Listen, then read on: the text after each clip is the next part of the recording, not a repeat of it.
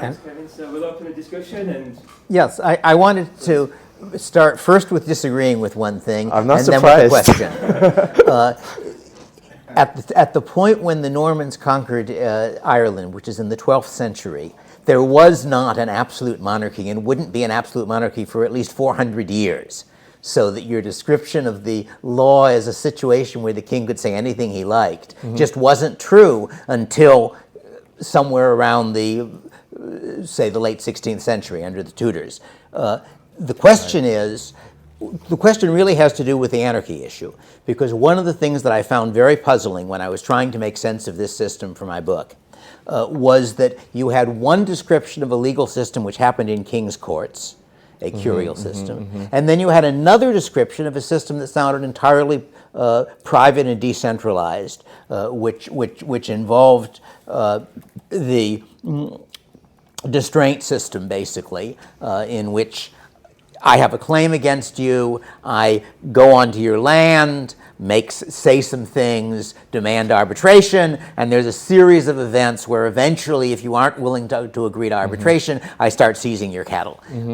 And that sounded like an anarchist system, whereas the system with a king's court with all sorts of officials in it that was described in detail. So the general puzzle is that we don't, I think, have any equivalent of the sagas, that the Irish equivalent of the sagas are set much earlier. We don't have an equivalent of the law code. What we have are fragments of whatever 11th century or so stuff that get quoted in 16th century sources.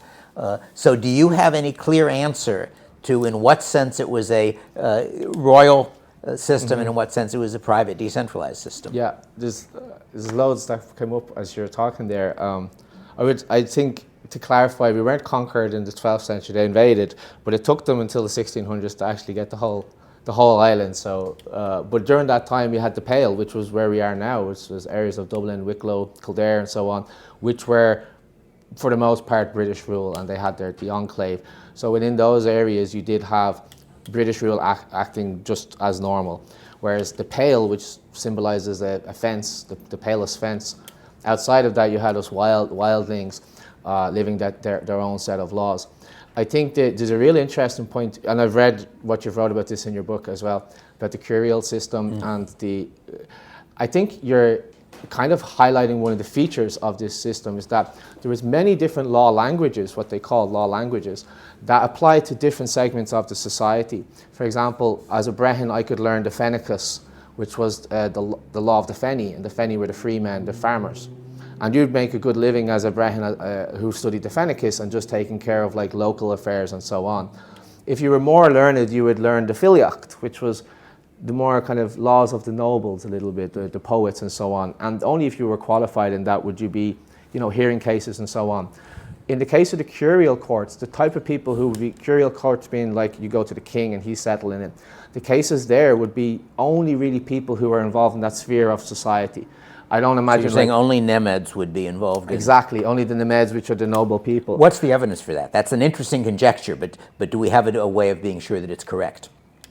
Well, you can read into it through the fact that the different law languages exist and they refer to different... But how do we know that it was the ordinary freemen who used the distraint system and the Nemed who used the curial system? One of the challenges with the Brehon law, you've like hit on it yourself, is that a lot of the information is scant, unfortunately. It is fragmented, but by what we do have, it's significant. It's not small little scraps. We don't only have 2 legal manuscripts like Iceland, we have hundreds of them, and many of them remaining untranslated. Those manuscripts are like 300 pages long. The Icelandic ones? Yeah, the 2 versions of Gragos. So they managed to codify it, and like there's a little bit of kind of I don't think there's 300 pages or 600 pages of material at least on the early Irish. I don't know what there is on the 16th I'm not sure, century. but I know the 𝗵𝗵𝗺 Hibernica is huge. I haven't been able to get through it myself, and most of it is boring and technical and not interesting.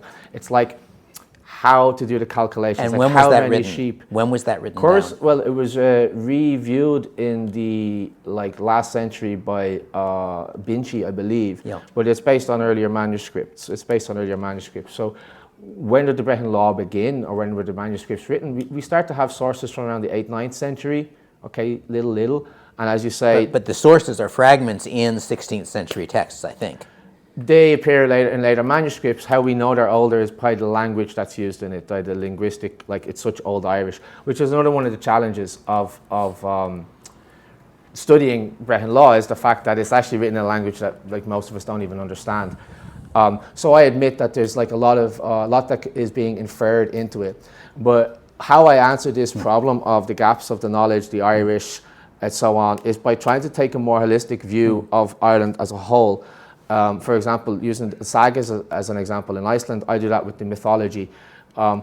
We don't have a perfect picture, and the fact that we don't have a perfect picture is a reminder kind of our history, right? There's a reason why we don't have a codified legal system. There's a reason why we have a gap in our cultural record of literature and art and so on that's purely Gaelic. There's an obvious historical reason for that. I guess some other points where it seemed to me you had somewhat rose-colored glasses for the system.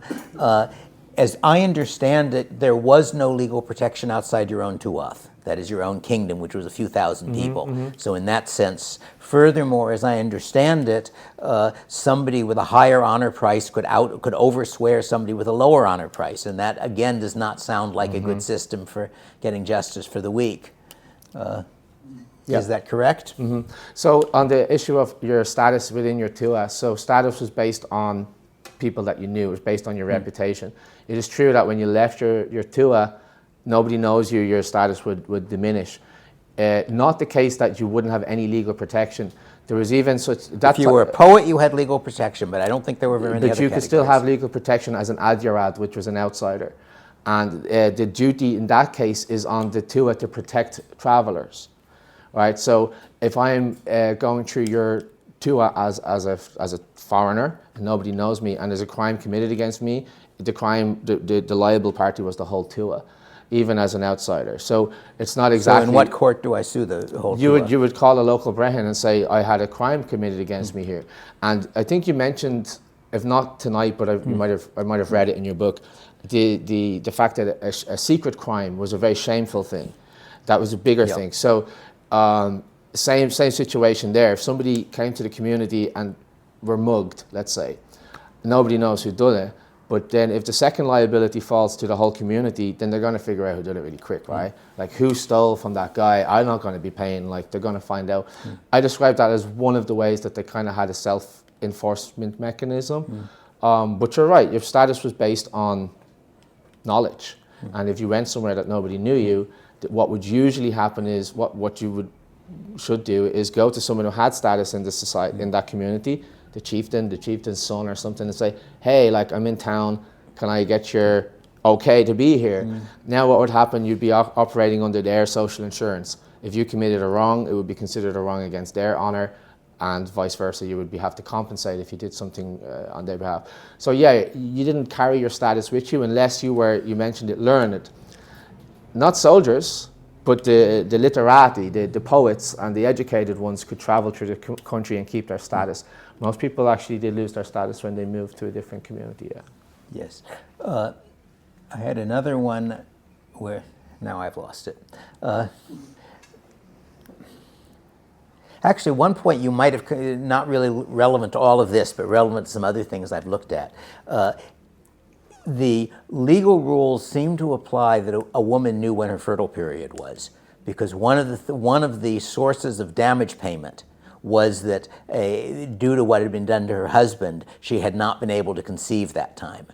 Do we, in fact, this is interesting because the question, I've seen it claimed that the rhythm method did not work until relatively recently because people didn't have reliable information on when women were fertile. And this seems to imply that the Irish very early did. And I was wondering if you'd come across any evidence on that. That's a level of detail I haven't gone into.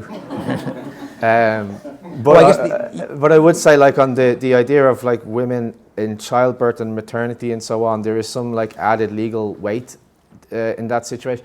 Like, But women, when you say added legal weight, my understanding is a woman could not testify except in those cases where women had special knowledge. yeah, That's what I understand. So that's a respect in which it's not what you would think of as rights of women in That's modern true, sense. and I wish I had more time to explain how The sense in which it are, was like. rights of women was that the rights within the marriage depended on who had contributed how much to the marriage, so that you could have a marriage on woman's property, in which case the woman had certain rights which otherwise the husband would have. So let me just add to that a little bit. So this is, to me, how I interpret this. This was ancient social welfare. Society was hard, okay? If people weren't being protected, they were going to be exploited. And there was these social mechanisms in place, which were one of them, if you're a man, you got to take care of your woman. If you're a son, you're taking care of your mother. If it's a father, it was part of the expectation as a man.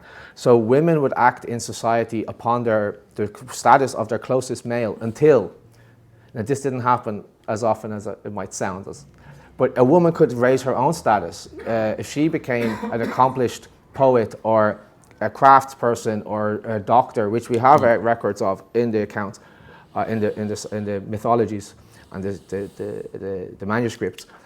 If her status was greater than that of her husband's, well, guess what? She's no longer operating under his status in society. She's operating on her own. That kind of makes sense. Like, we're going to look after you until you're better than us, and then you're on your own, right? So it's also, you know, there's the risk, and I'm sure you've experienced this, of trying to look back from our modern vantage point and to project like values and so on onto the past. It's always challenging. I try to find like, why did these things happen, and I try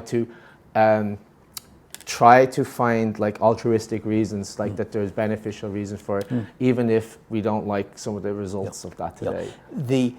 A couple of other things. First, I believe a woman had half her husband's honor price. And I think a son also. But the other thing is, you were talking about property ownership, and my understanding is that you mostly don't have private ownership of property, that mostly the property belongs to the kin group, the 𝗵𝗵, I can't pronounce it, but 𝗵𝗵 is what, that's is not what bad. it looks like. And that so you've got essentially a group of kinsmen who are apportioning out the property temporarily, and under some circumstances somebody can own property himself, but mostly you don't really have private property. So yeah, that's mostly right. Like, there was 5 types of land ownership in Ireland. All land was seen innately to be fintiu, which was the Dela Finna. The word Finna, fintiu, is the land of the clan. And that's kind of, think of it like, I like to think of the Irish family as like a company, and they're an incorporated company. We're all the shareholders. Here's our bit of stock, and you're entitled to a bit of that share if you're a member of the clan. And do we know what the decision rules were for the 𝗵𝗵? Because I don't. I don't know exactly how it was reapportioned, and that's really interesting. Like, I've thought about that a lot. But here's an interesting one you would like. When the land, there was private ownership. It could happen, but it only happened in certain, like the Named, the higher classes, when they had established ownership since time immemorial, like so long. But on a kind of more cultural level, there was an understanding that they didn't own the land, but they had this right. Now, when a wealthy landowner died, and they had 4 sons, and they had to divide that land up between the 4 sons, there's a beautiful way that they did it in Brehon law. They had the youngest son divide the land up into 4 equal portions, but he was the last to pick. So he had to make sure, right, that whatever way he divided up that land. Who remembers being a kid and having this half a Snickers bar or a Mars bar? You remember that? And you used to go, okay, I'll half it, and you pick, and it would be a hair's line. So I like this example as the type of self-enforcing mechanisms to try and bring fairness that didn't have the council of land apportion coming in and like deciding who should get what. So yeah, you're right, it was more of a communal aspect to land. And maybe as a modern anarcho-capitalist we could shun that, but if anybody in this room is trying to buy a house, right, you can understand that having a little bit of land put aside from you, like just an acre would have been a nice way to start off your life. Coupled with that, there was the expectation of this saying, 𝗵𝗵𝗶𝘀, which is a man is better than his birth. So you start off, you get your little bit, that's you can sustain yourself. But if you want to stand out in your tribe, if you want to be a man of like status and have a great family and be remembered, you needed to increase your wealth. And if you did it to a certain degree, and that was measured, if you had this much wealth, for 3 generations, you weren't a farmer anymore, you're the lord. And I didn't mention that in my talk. That's a huge difference. It wasn't the king going like, oh, thanks for the favor, now you're lord of Ponty, whatever. Right? It wasn't giving out these titles like sweets. You earned your status. You earned that right to be called a lord because it was self-evident by your stature, by the wealth that you had, and so on. Sorry, gents, can I just check whether we have any audience questions at this point? Yes, we should. The gentleman here. Can I ask, this is actually in addition to David's point, which is this. I think, okay, so what you had before the arrival of the Normans in 1066 is you had systems, the system operating in Ireland, the system operating in Anglo-Saxon Britain was actually very similar, right? That's true. And this survived more or less for a century. So what happened was, and this actually occurs just at the time, when Henry II basically appropriated to the King of England himself the courts, right? But what he didn't appropriate was lawmaking. Lawmaking, we associate lawmaking with Parliament, but the purpose of Parliament in England was never originally a matter for making laws, except incidentally. It was a matter for negotiating settlements between the King's demand for money for military purposes and its apportionment among the people who had to bear the burden. It's not until the 17th century, and of course it explodes in what was known as the English Civil War, as we prefer to call it the War of Three Kingdoms, and so on. So at the time that Sir John Davis was writing, in the early 17th century, the divergence between the system of law in operation in Ireland and the system of operation of law in England, you can't call it Britain, okay, Britain doesn't exist. That's true. So, is not complete. It's not as it is now. It would have differed in the sense, in the curial way, in where the courts were, because those were, that was a royal prerogative. And the whole purpose, by the way, was, and you'll be shocked to hear this, was to make sure you got the money. you got fees for it, right? That's how it worked. It was revenue rich, and Henry II, like any other ruler, was very keen. But the courts were largely held by nobles as a revenue source. Oh yeah, indeed. But here's the other thing. I mean, it's not until the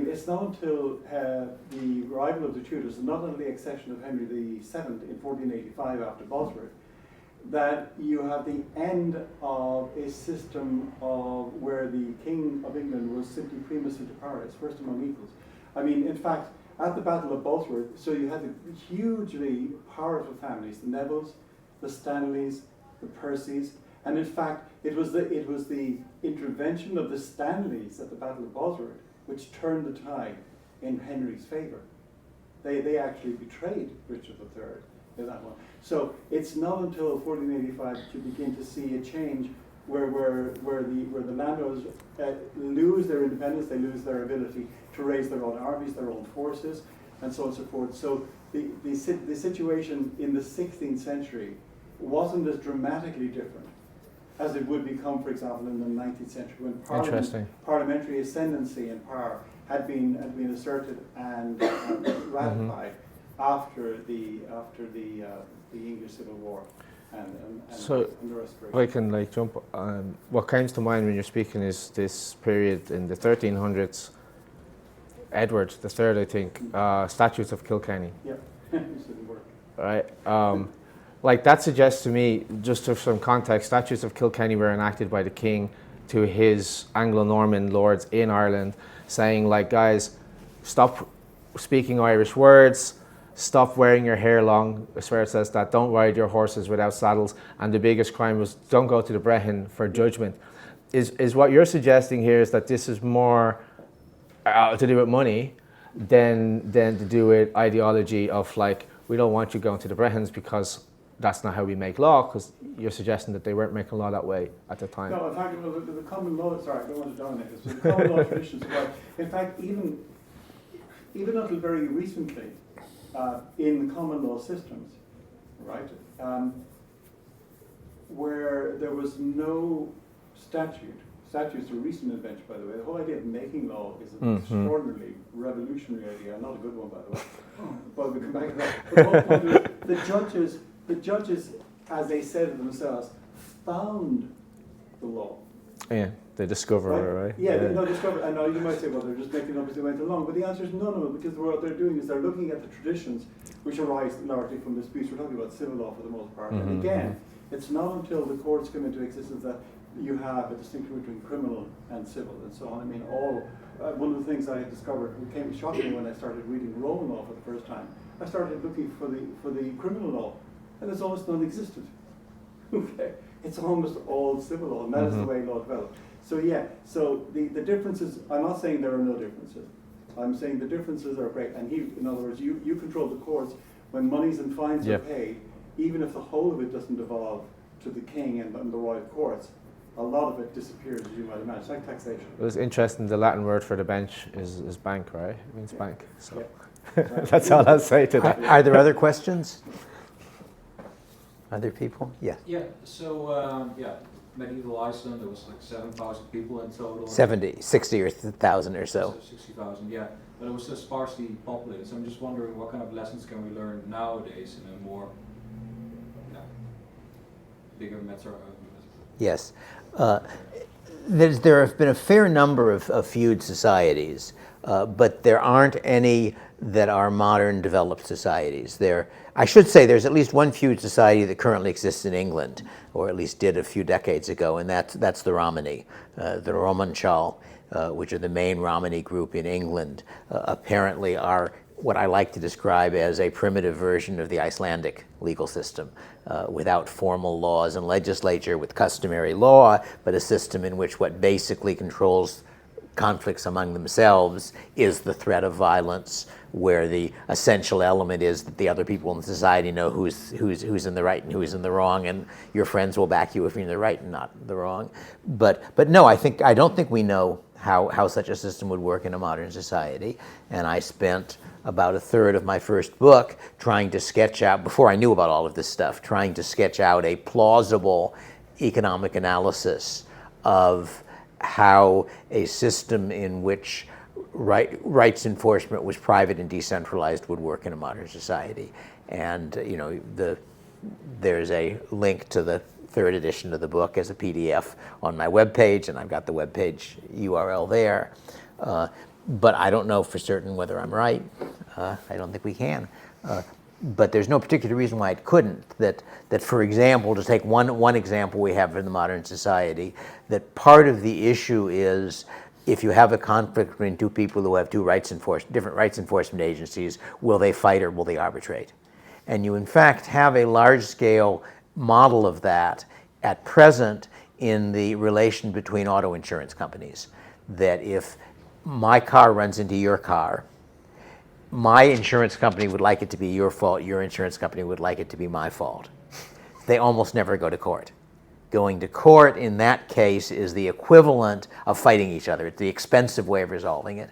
But in fact, they've got rules of thumb, arbitration rules, which it's in the interest of both companies to follow, because this is going to be a repeat interaction many times going both ways. So we do have some evidence for something that says that we're an analog of the rights enforcement system, that you get the result that I would have predicted, namely that firms find that fighting each other is really expensive way of going bankrupt, and that it makes a whole lot more sense to arbitrate instead.